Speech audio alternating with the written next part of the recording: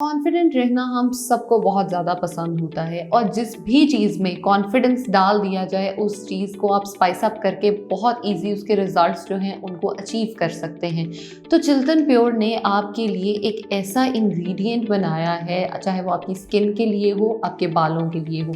Different products हैं लेकिन ये आप में एक ऐसा कॉन्फिडेंस डेवलप करेंगे कि अगर आप इनको डेली बेसिस पे यूज़ करते रहें तो आप विजिबल डिफरेंस देखेंगे। जैसे अगर मैं बात करूं, मेरे पास मौजूद है सिरम और क्रीम जो कि आपकी स्किन पे एक एक्स्ट्रा ग्लो लेके आएगा, क्योंकि इसमें मौजूद हियालुरोनिक एसिड, इसमें मौजूद नाइसिनामाइड, एलोवेरा एक्सट्रैक्ट्स आपकी स्किन को नरिश करेंगे, खूबसूरत करेंगे और आप देखेंगे कि एंटी एजिंग भी ये है। आपकी स्किन के ऊपर जो फ्रेकल्स बनना शुरू हो जाते हैं उसको भी ठीक करता है और आपकी स्किन के जितने भी इश्यूज हैं तो उसको ट्रीट आउट कर देता है। ये तो हो गई स्किन की बात। अब बात करते हैं बालों की। ये मेरे पास है कॉन्फिडेंस शैम्पू।